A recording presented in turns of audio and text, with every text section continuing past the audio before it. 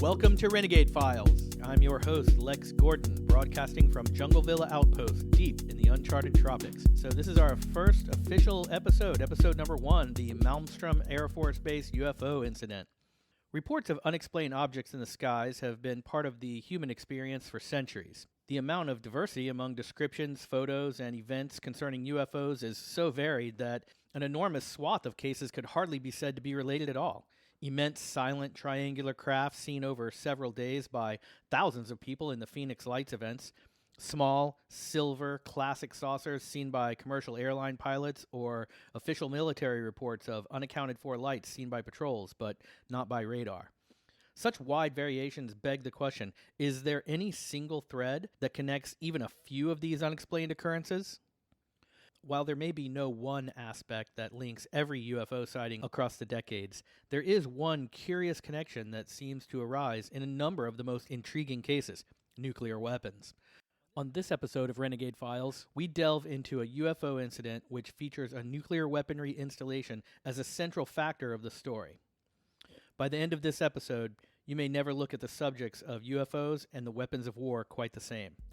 I'll share my conclusions and final thoughts on this case once I've given you all of the remarkable information I have gathered while researching the Malmstrom Air Force Base UFO incident.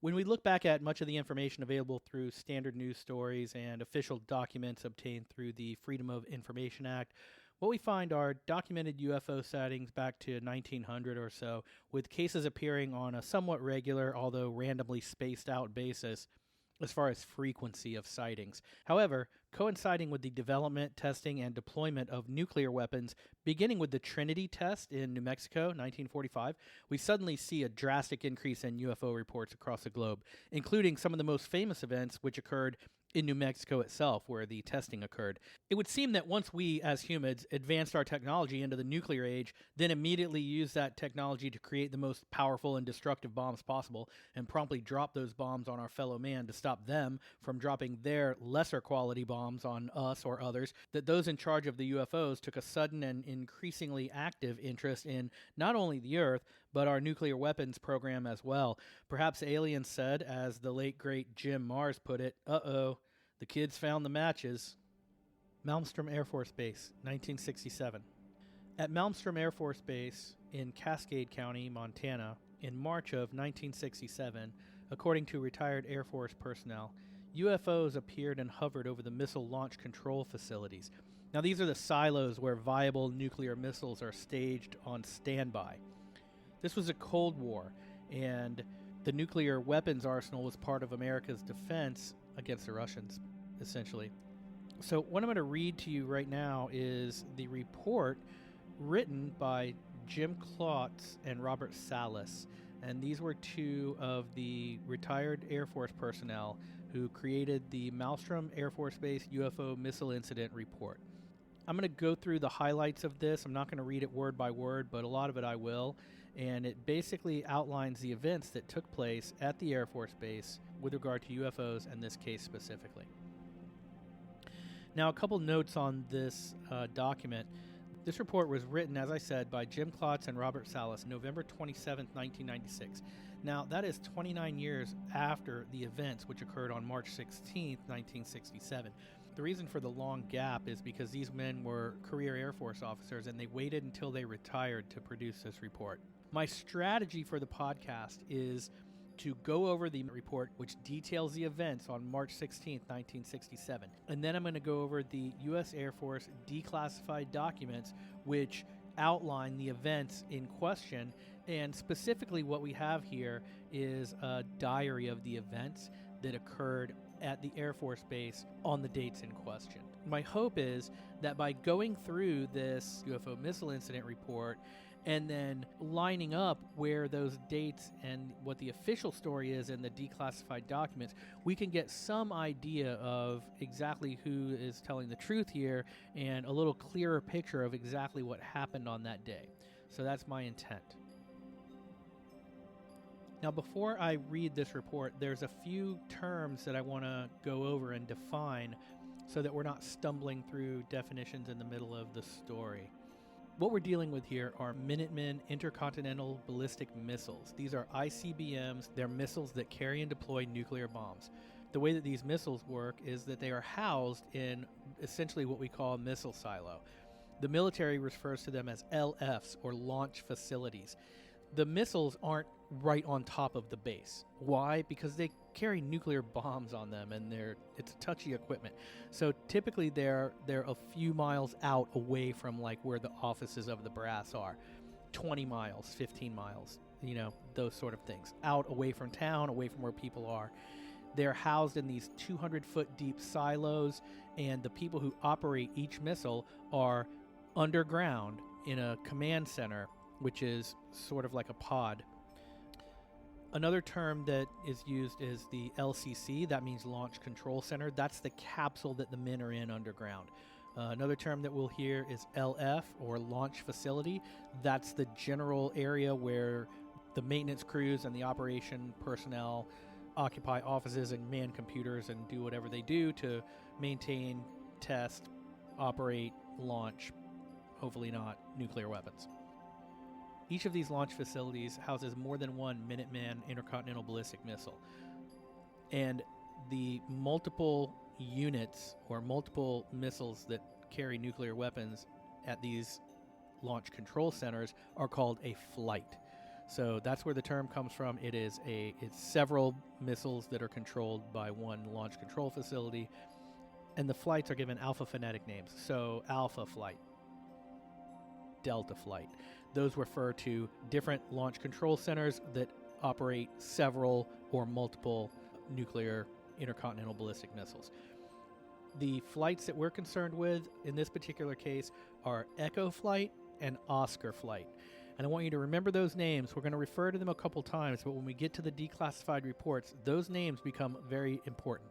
So Echo Flight and Oscar Flight. So let's get into the report. I'm going to read straight from it, and I'll tell you when I'm paraphrasing. And we're going to skip around a little bit. We're just going to hit the highlights. This is the story of an extraordinary event that happened in 1967 to U.S. Air Force Strategic Air Command missile combat officers and other enlisted personnel, missileers assigned to operate, maintain, and protect the Minuteman Intercontinental Ballistic Missile, an essential part of America's Cold War strategic nuclear deterrent. This report presents an abbreviated version of the events of March 16, 1967. Jim Klotz and Robert Salas, November 27, 1996. Echo Flight. In central Montana, Thursday morning, March 16, 1967, Captain Eric Carlson and First Lieutenant Walt Fiegel, the Echo Flight missile combat crew, were below ground in the E-Flight Launch Control Center, or LCC, also called the Capsule. The Echo Flight LCC was located between Winifred and Hilger, about 15 miles north of Lewiston, once again, central Montana. Missile maintenance crews and security teams were camped out at two of the launch facilities, having performed some work during the previous day, and they stayed there overnight. During the early morning hours, more than one report came in from security patrols and maintenance crews that they had seen UFOs. A UFO was reported directly above one of the Echo Flight launch facility silos. It turned out that at least one security policeman was so affected by this encounter that he never again returned to missile security duty. So I'm going to stop right there and just clarify. What's going on here is that these launch facilities, like I said, are in a somewhat remote area. They're a little bit away from the creature comforts of the base. And so on this particular night, maintenance crews and a security team were camped out at two of the launch facilities. They were there to do maintenance. They had worked on the facility during the day, and they camped there overnight. This is not uncommon for the military to do. They're geared up to camp at a moment's notice. So it seems a little odd, in our modern sensibility or from a civilian point of view, that maintenance crews would do something like that, camp out at a spot where they work during the day. But, in this situation, it's completely normal. Back to the report. Around 8:30 a.m., Fiegel, the deputy crew commander, was briefing Carlson, the crew commander, on the flight status when an alarm horn sounded. One of the Minuteman missiles they supervised had gone off alert. In other words, become inoperable. It was one of these two sites where maintenance crews had camped out. Okay, Upset, thinking that the maintenance personnel had failed to notify him as required by procedure, Fiegel immediately called the missile site. So essentially, when the maintenance crews do certain tasks on the missiles, they will turn them off. It simply makes sense. However, they're supposed to notify the deputy crew commander and the crew commander when they're going to do that. So you can see what happens here. So the deputy crew commander is briefing the crew commander on the flight status when an alarm goes off. He looks, he sees that one of the Minuteman missiles has become inoperable. It's shut down. Immediately he knows guys are out there working on it. He knows they camped out. A maintenance crew is out there. The maintenance crew is also with a security team. Why? Because this is the Cold War and you're working on nuclear bombs in the middle of Montana. So they're going to have like security guys with them too. So you got the techs and you got the guys with the guns, right? So as soon as the alarm goes off, deputy crew commander says, "Oh man," immediately his thought is, damn those guys, they shut one of these things off and they're supposed to tell me they're giving me a heart attack with this alarm. So immediately he calls the missile site. Back to the report. When Fiegel spoke with the on-site security guard, the security guard reported that they had not yet performed any maintenance that morning. He also stated that a UFO had been hovering over the site. Fiegel recalls thinking that the guard must have been drinking something. However, other missiles started to go offline in rapid succession. Within seconds, the entire flight of 10 ICBMs was down. All of the missiles reported a no-go condition. One by one, across the board, each missile had become inoperable. When the checklist procedure had been completed for each missile site, it was discovered that each of the missiles had gone off alert status due to a guidance and control system fault. Power had not been lost to the sites. The missiles simply were not operational because, for some unexplainable reason, each of their guidance and control systems had been turned off. At this point, 2 security alert teams, or strike teams, were dispatched from Echo to those sites where the maintenance crews were present. Fiegel had not informed these strike teams that one of the on-site guards had reported a UFO. So in other words, he sends security guys out there to see what the heck's going on. One of the missiles got shut down. He picks up the phone. He calls out there, "Hey, did you guys forget to tell me?" They were like, wait, sir, UFOs are hovering over the silos. And before he can say, "What the hell have you been smoking?" the second one goes down, the third one goes down, 5, 6, 7, 8, 9. In rapid succession, all 10 of the missiles turned off. So that's that. He says, all right, he calls a security team, a strike team, basically like SWAT. He sends them out there, right? Fiegel had not informed the strike teams that one of the on-site guards had reported a UFO. So in other words, he's like, get out there, find out what's going on. But he just leaves out the part about the UFO. He's going to let those guys ascertain the situation when they get there. That's their job.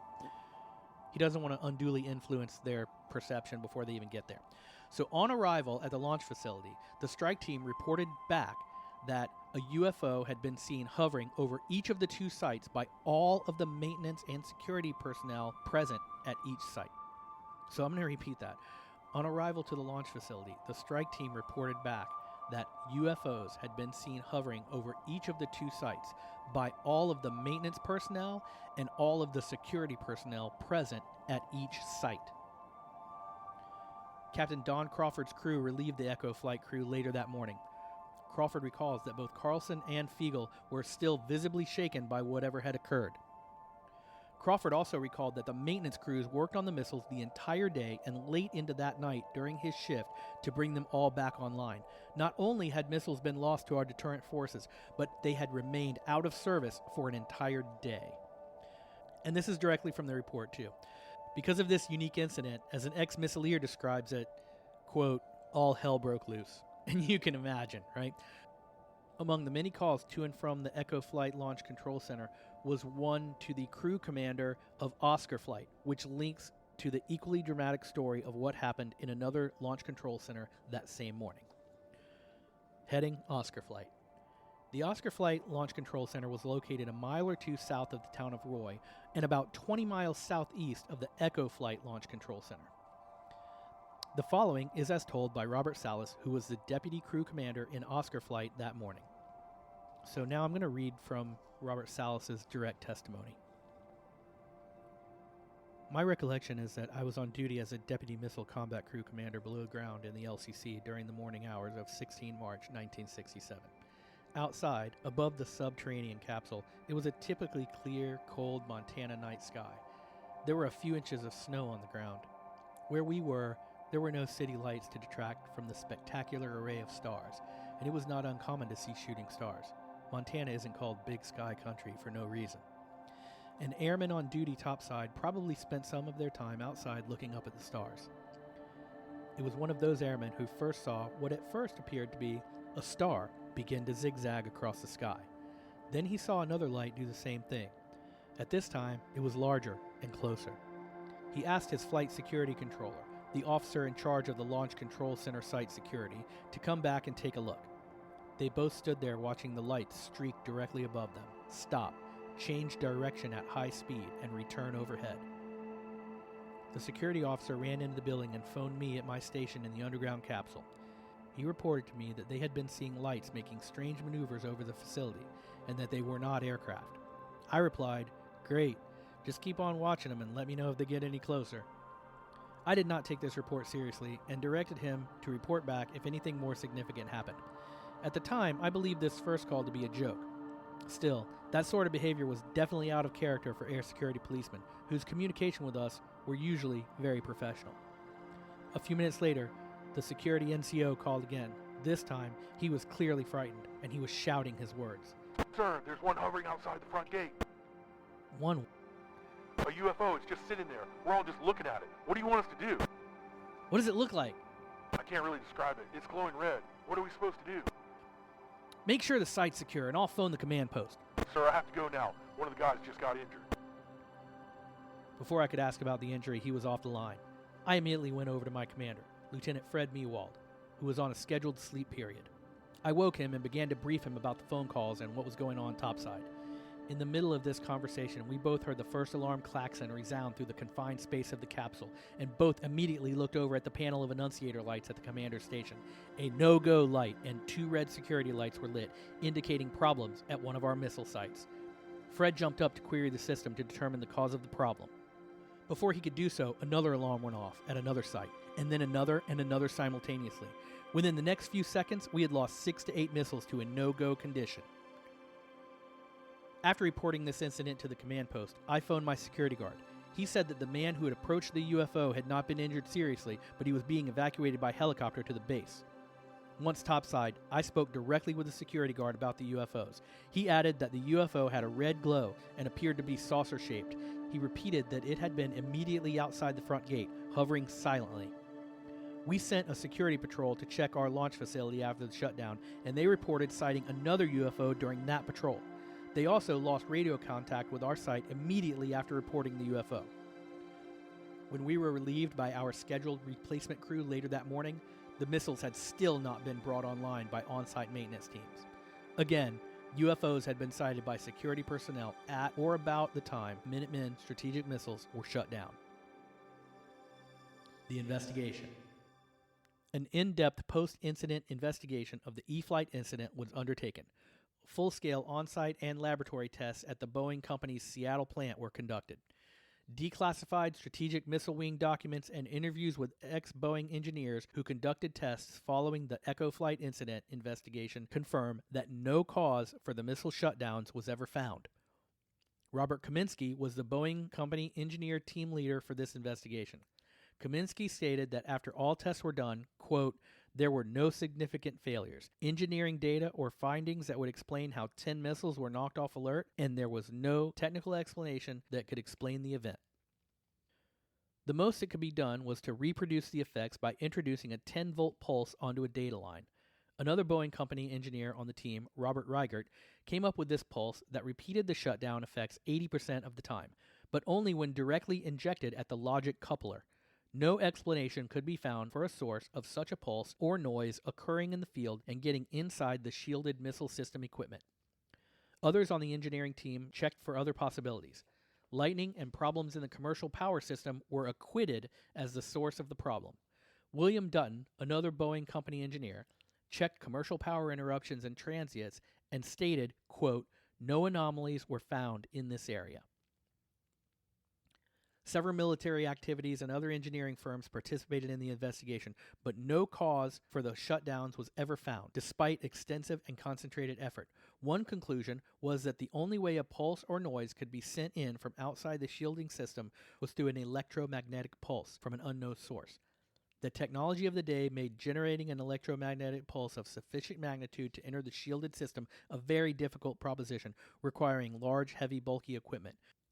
The source of the missile shutdowns remains a mystery to this day. So that's basically the meat of the report. I'm going to skip ahead to the summary under the heading National Security. They say, during the events of that morning in 1967, UFOs were sighted by security personnel at the Oscar Flight LLC and at one Oscar Flight launch facility, and by other security and maintenance personnel at Echo Flight launch facilities. These sightings were reported separately to the capsule crews at both launch control centers at or about the same time Minuteman strategic missiles shut down at both sites. The U.S. Air Force has confirmed that all missiles shut down within seconds of each other and that no cause for this shutdown could be found. For many years, the Air Force has maintained that no reported UFO incident has ever affected national security. It is established fact that a large number of Air Force personnel reported sighting UFOs at the time many of our strategic missiles became unlaunchable. The incidents described above clearly had national security implications. In one previously classified message, SAC headquarters described the E-Flight incident as loss of strategic alert of all 10 missiles within 10 seconds of each other for no apparent reason and a cause for grave concern to SAC headquarters. There is a great discrepancy between the United States Air Force's public position relative to UFOs and national security and the established facts of this case. We hope that the Secretary of the Air Force will search for, declassify, and release all information on this case. And this is the end of the report by Robert Salas and Jim Klotz, written November 27, 1996, concerning the Malmstrom Air Force Base UFO missile incident, which occurred on March 16, 1967. So having gone through the report generated by Jim Klotz and Robert Salas that includes not only their testimony, but reported testimony of the security strike teams, as well as maintenance crew and officials and security at the Echo Flight and Oscar Flight launch facilities and launch control centers regarding the UFO incident, that document gives a pretty good account of what all of the witnesses there say occurred. And as you go through it, you see that they all basically say the same thing, that UFOs were seen over the installations and simultaneously multiple missiles, 10 or so at each launch facility, were taken offline. And a subsequent investigation determined that there was no known cause for those. So it wasn't like the electricity went out or something. So now what we're going to do is go into the U.S. Air Force declassified documents. These were obtained through a Freedom of Information Act request. And I'm going to go over these. First of all, I'm just going to describe what they are. What I have here is a U.S. Air Force declassification release letter. So this is the cover letter for the release documents that are included.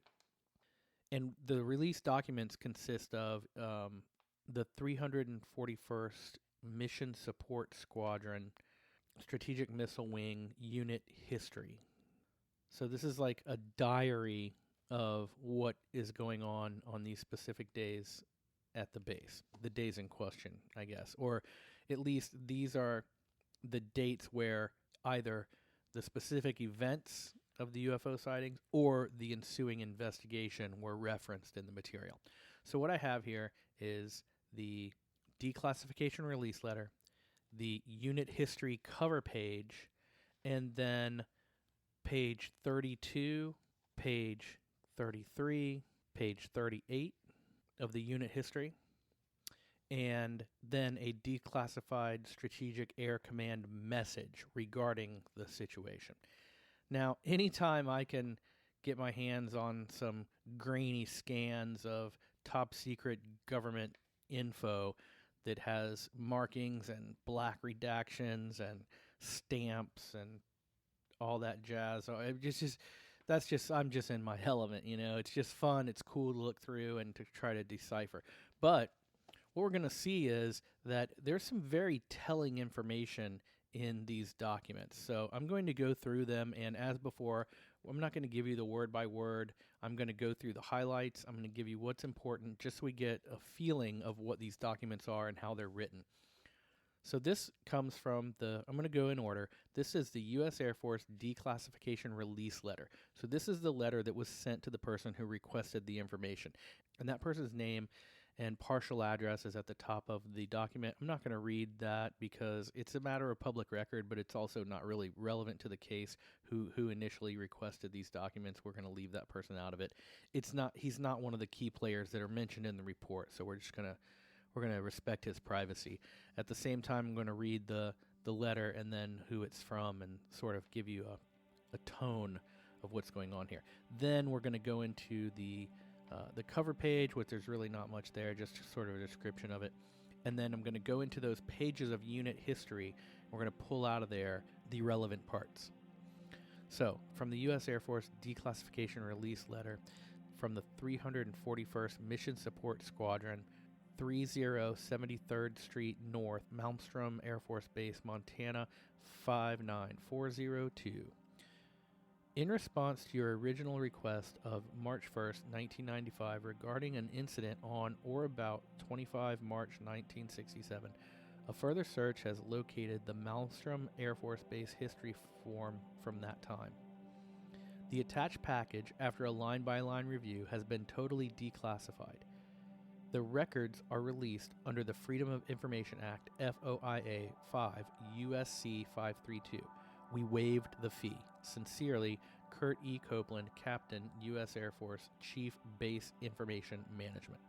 So this is the Chief of Base Information Management. In other words, he's the record keeper, the person in charge of communication at the Air Force Base at the time. Now, right away, there's something that I want to point out here. What this says, and it's very carefully worded, it says the attached package, after a line-by-line review, has been totally declassified. And that's all good and well. However, as I mentioned before, what we have here are the two cover letters, and then we have the unit history, and what we have is page 32, page 33, page 34, and then page 38. So we don't know what's contained in page 35, 36, or 37 because they're not included in this package. What the letter or the cover letter says is the attached package has been totally declassified. Not every single word of all the documents because there's parts missing. However, it's also likely, since we don't have page 1 through 32 and that we don't have page 38 until the present day, that those pages aren't relevant, and it is possible. So we'll give them the benefit of the doubt and say that what's here is everything that has to do with the events, as they say in the cover letter, an incident on or about 25 March 1967. So we're going to go from there. And I guess it could be read that it was sort of a courtesy that they waived the fee. So apparently there's some fee associated with the Freedom of Information Act request to generate these reports, and that this Chief of Base Information Management, Captain Kurt Copeland, was nice enough to not charge them the fee. So let's consider it. Moving on, we come to the cover page, titled Declassified 341st Strategic Missile Wing Unit History cover page. Now, just to describe what this is, it looks sort of like the cover page to a report. It has several stamps on it. One of them is the initials PRC, and that's in two different places. I'm not sure what that means. Another stamp says document declassified per HQ AFSPC DOHN 27 April 1995 and OOALC LME 27 July 95. So declassified. Handwritten at the top in the center says, this excerpt is, and then there's a big block of text, and it's been redacted. It's black magic marker. Under that are two more lines of something that isn't part of the typed document. It's something that was stamped on it. That too has been blacked out. And then we see 341st Strategic Missile Wing and 341st Combat Support Group, HQ SAC DX 673922, unclassified title, and the "un" has been sort of crossed out. And then there's a date, and then it says assigned to, and then there's some other written notes on the side that have been redacted. And then we have the note, 15th Air Force Strategic Air Command, permanently stationed at Malmstrom Air Force Base, Great Falls, Montana. And that's about it. Then there's a paragraph which says, this document was prepared by David E. Gamble, Wing Historian, under the supervision of the Wing Information Officer. And it goes on to say, you know, basically who prepared the report and when and why. And there is a big hand-drawn X through it. I don't know what that symbolizes or what that means, but I guess it means that I don't know why they would cross that out. It just looks unusual. And then it says approved by David B. Gamble, the historian, and John W. Carroll, Colonel, Wing Commander. That's essentially it on the cover page. It looks a lot more dramatic, and if anyone wants to see it, I'll put links to it in the show notes. So that's basically the cover page. Moving on to the unit history, page 32. At the top of this page, we have a reference. The first paragraph says, Project How Now, Service Star, the testing of Mark V re-entry vehicles by higher headquarters for effectiveness. Malmstrom sent the last vehicle in the program for the base during the quarter. This ended the program at Malmstrom. A walkthrough inspection of the HF hardened antenna at Malmstrom was conducted during February by Boeing and SATF personnel. The antennas were already equipped in the launch facilities but were not in working order.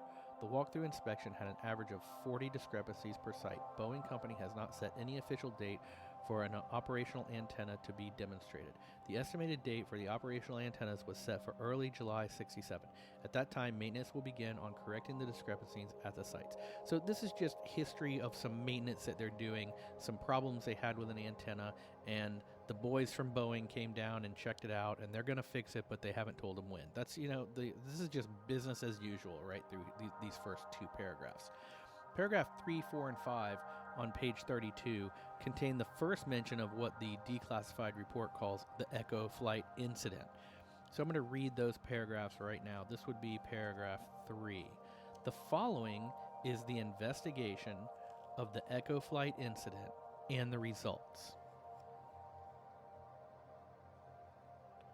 On 15 March 1967 at 0845, all sites in Echo Flight Malmstrom Air Force Base shut down with no-go indication of channels 9 and 12 on Voice Reporting Signal Assembly, VRSA.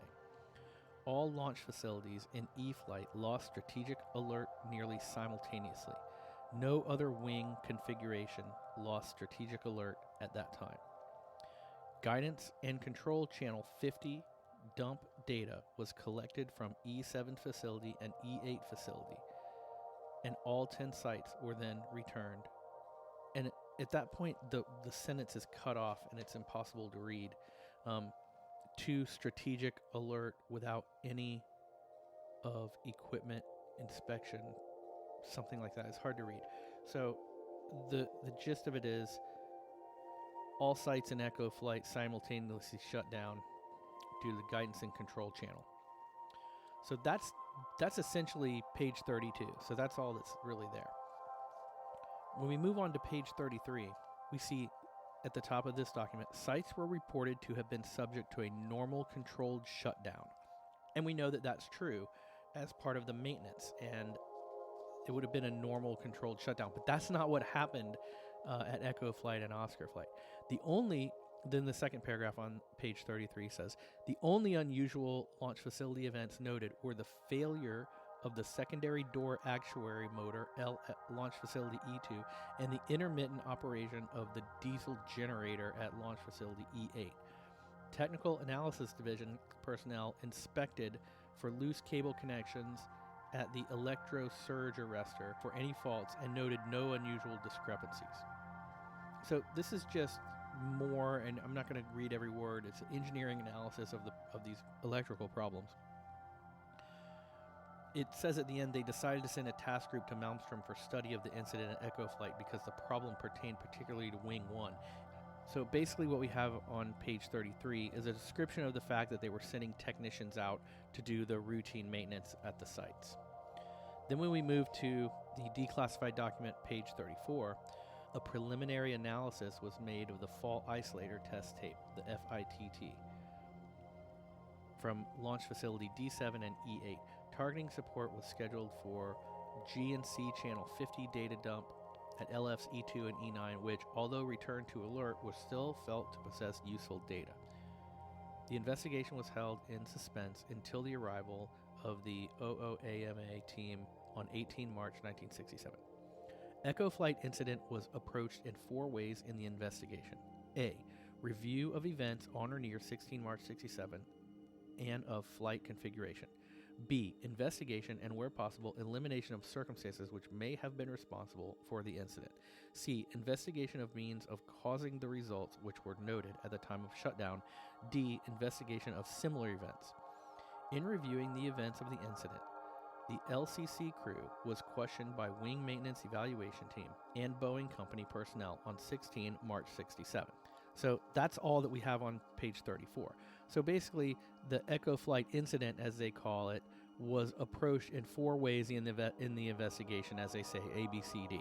Review of the events, investigation, and where impossible, elimination of the circumstance which caused it, investigation of the means of causing the result, so like how did it happen, and then investigation of similar events, I guess if there were any. In reviewing the events of the incident, the crew was questioned by the maintenance team and by Boeing. So that's essentially page 34. Here is where we skip from 34 to 38, and this is where it gets interesting. Okay, I want you to pay close attention. I want you to remember that what we're dealing with here are sites of UFOs over Echo flight and over Oscar flight. From the unit history, page 38 of the declassified documents. The first paragraph describes their summary of the investigation into what could have possibly caused the missiles to go offline. Reading from the document. The only possible means that could be identified by the team involved a situation in which a coupler self-test command occurred along with a partial reset within the coupler. This could feasibly cause a Versa 9 and 12 indication. This was also quite remote, for all 10 couplers would have to have been partially reset in the same manner. So, to summarize what that paragraph says, the only possible means that they could identify, that the team could identify, that could have shut down all 10 missiles at once, involved a situation in which a coupler self-test command, so that's a self-test command in the computer regarding the hardware, would have occurred at the same time as a partial reset within the coupler itself. So, okay, I am not a missile technician. I can only infer what I know about computers, and coupler is where one thing hooks to another, and I can assume that this is some piece of hardware where a computer hooks to the missile, and what they're saying is that or some internal component where one part of the missile control connects to another, so that if a coupler self-test command ran at the same time that there was a partial reset within the coupler, that could have conceivably caused the error that they experienced. However, they go on to say in the very next sentence, this was also quite remote, for all 10 couplers would have to have been partially reset in the same manner. So what they're saying is, this is the only thing that we could come up with. If there was a self-test that happened at the time that there was a partial reset within another component, and if those two things happened at the same time, then that could have caused the missile to go offline. But they admit in the next sentence that it was remote, meaning not likely, that all 10 couplers would have had to been partially reset in the same manner at the same time that a self-test command occurred. So the only thing they could come up with, they're admitting that it's probably not likely. The next paragraph says, further studies of this problem will be accomplished at the contractor's facility, since a full engineering investigation is not feasible at this level. Next paragraph. In the researching of other possibilities, weather was ruled out as a contributing factor to the incident. A check with communications maintenance verified that there was no unusual activity with EW01 or EW02 at the time of the incident. So I'm not sure what those alphabet soup stand for. But whatever it is, there was no unusual event there. So the next paragraph, rumors of, and here we go. This is the meat. This is where the rubber meets the road right here. Straight from the declassified document. Page 38, paragraph 1, 2, 3, 4. Page 38, paragraph 5. Rumors of unidentified flying objects around the area of echo flight during the time of fault were disproven. So right away, that's pretty passive voice. It doesn't say disproven how. It doesn't say by whom. It doesn't say in what manner. It doesn't offer any explanation. It's just a glossing over of the fact by saying that it was disproven. It's political, passive voice. It's Bill Clinton at his finest, right there. Rumors of unidentified flying objects around the area of echo flight during the time of fault were disproven. End of story. The next sentence says, a mobile strike team, which had checked all November flight's launch facilities on the morning of 16 March 1967, were questioned and stated that no unusual activity or sightings were observed. And then it goes on to say, the radar squadron at Malmstrom Air Force Base gave a negative report on any radar or atmospheric interference problems related to echo flight.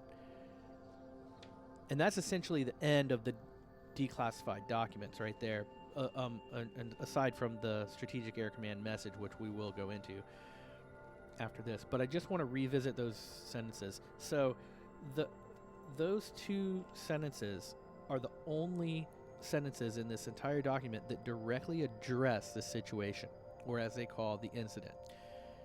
And what they say are completely inconclusive and downright misleading. So I want you to go back and remember, we're talking about Oscar flight and echo flight. So listen to these two sentences again. Rumors of unidentified flying objects around the area of echo flight during the time of the fault were disproven. The next sentence says, a mobile strike team which had checked all November flight's launch facilities on the morning of 16 March 67 were questioned and stated that no unusual activity or sightings were observed. Well, that's very convenient, because in that sentence they reference November flight, and they say the strike team that we sent to November flight said no unusual activity or sightings were observed. Obviously neither by them nor anyone on the ground. But that November flight is not the flight that we're concerned with. No one ever said that UFOs were over there. All that this report is saying is that the guys who went to November flight said nothing was there. And in my research, the best I could figure out, November flight is 150.7 miles from Malmstrom Air Force Base. So, it is quite possible that a launch facility 150 miles away where they sent a security team didn't see the same UFOs that the guys that were right there saw. So I don't know. This is a perfect example of the kind of half-truths that a lot of times you get with these government documents, where they will say something that fits their narrative and just gloss over the fact that it's completely irrelevant information. It sounds like it's answering the question, but upon further scrutiny, it really isn't. So anyway, you can make of that what you will. It just seems a little much to me. So here's the Strategic Air Command message, and this is typed in all caps. It is a pretty grainy document. It's hard to tell because it's sort of this this military sort of specific format. It's got hundreds of abbreviations that I'm not going to try to decipher, but I will go ahead. So, and I'll just give you an example.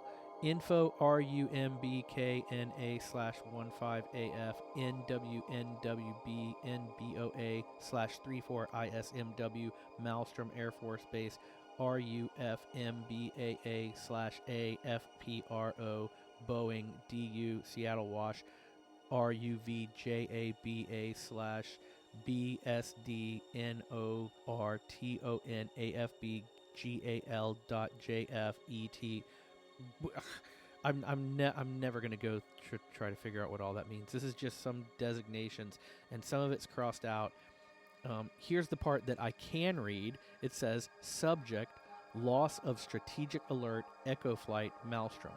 Reference, NY, secret message, DM7B 62751, 17 March 67, same subject. All 10 missiles in Echo flight at Malmstrom lost strategic alert within 10 seconds of each other. This incident occurred at 6845L on 16 March 67. As of this date, all missiles have been returned to Strat. Alert with no apparent difficulty. Investigation as to the cause of the incident is being conducted by Malmstrom. 2 FITs have seen run through 2 missiles thus far. No conclusions have been drawn. There are indications that both computers in both G and Cs were upset momentarily. Cause of the upset is not known at this time. All other significant information at this time is contained in the above referenced message. For OOANA, the fact that no apparent reason for the loss of 10 missiles can be readily identified is cause for grave concern to this headquarters. We must have an in-depth analysis to determine cause and corrective action. We must know as quickly as possible what the impact is to the fleet, if any. Request your response be in keeping with the urgency of this problem. We, in turn, will provide our full cooperation and support.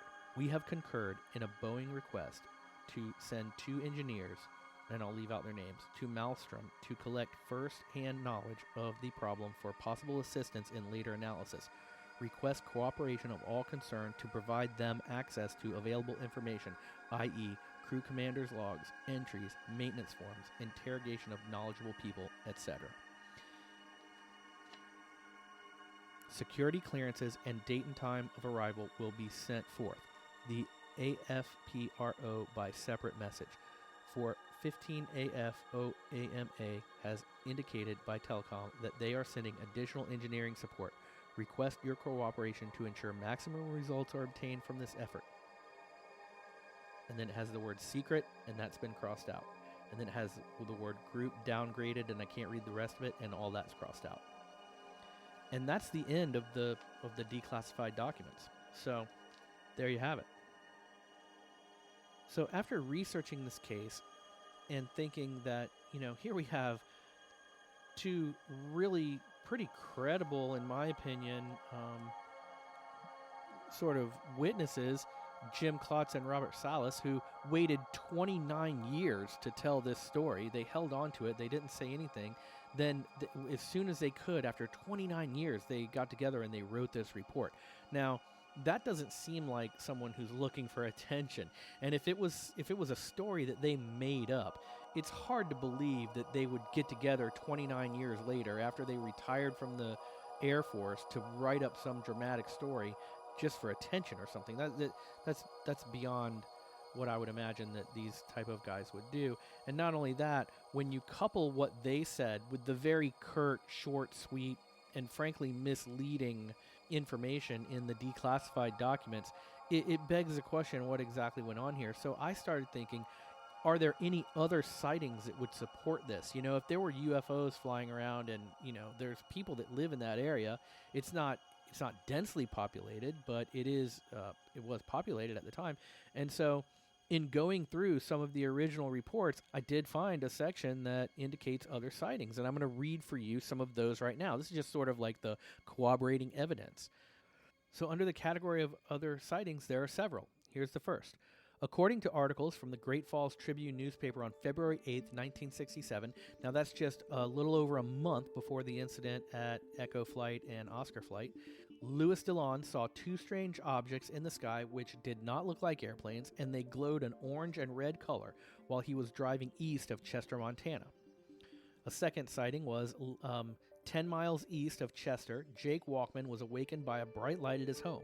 From his backyard, he sighted what he called a flying saucer-shaped object. George Kawanishi, a foreman for the Great Northern Railroad, saw a bright ball of light in the sky directly above the Chester train depot.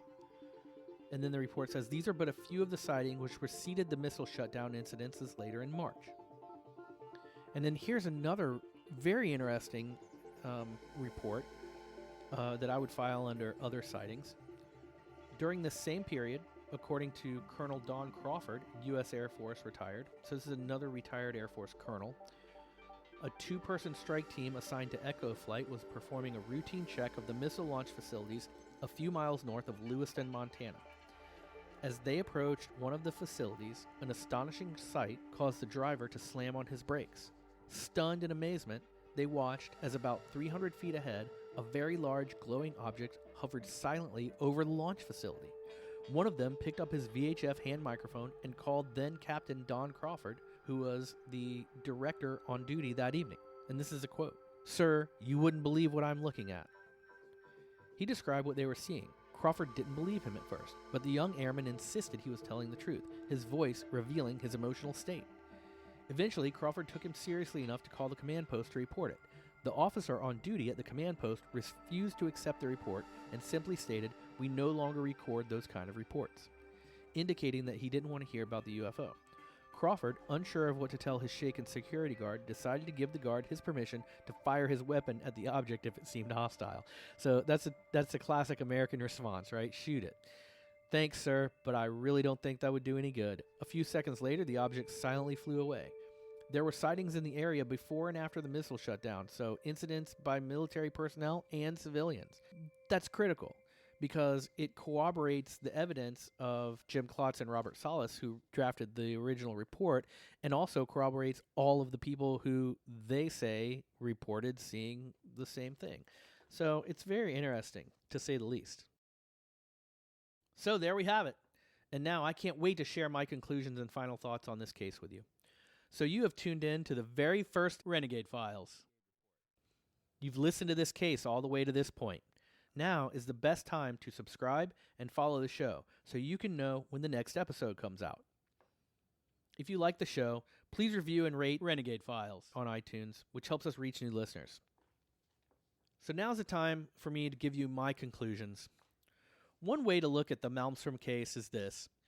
Do you believe the enlisted men, the military security officers, the nuclear missile maintenance technicians, and the retired officers in charge of the launch facilities at Echo Flight and Oscar Flight, who all reported seeing UFOs over the base and over the missile silos at the same exact times that intercontinental ballistic missiles were disabled in a way that a full military and corporate investigation could not explain? Or do you believe two sentences typed by a base office clerk recording not only that day's events, but every day's events in what amounts to a clerical base diary written for general record keeping? In this specific case, the amount of evidence that support a genuine UFO event at Malmstrom Air Force Base in March of 1967 far outweighs the evidence to disprove it. The evidence for the case we have covered today in the lengthy testimony and reports of multiple sources. The evidence against it? 2 sentences. 1, the events were disproven, and 2, a strike team sent to a facility 150 miles away didn't see any UFOs. That's pretty shaky evidence against the preponderance of evidence for. With these 2 passive, vague, and irrelevant sentences, the U.S. Air Force dismissed the Malmstrom Air Force Base UFO incident, at least as far as the public record is concerned. So what do you think? Did UFOs fly over a nuclear weapon installation and temporarily disable all of the intercontinental ballistic missiles that were there? It sure seems like it. And I don't know if I could ever say 100% yes or no. However, if I were a betting man, I would put my money on, yes, this is a truly paranormal event. This is absolutely a documented, well laid out sort of case for the fact that, yes, UFOs did visit Malmstrom Air Force Base March 16th, 1967, and interfere with the systems in a way that no one can explain. All right, that's my summary, that's my conclusion, and I hope you had a good time. Thank you for joining us on the very first episode of Renegade Files. Man, that was fun. Thank you so much for listening to Renegade Files, your personal portal for exploring paranormal events and unexplained mysteries. I'm your host, Lex Gordon. Stay wild, Earthchild.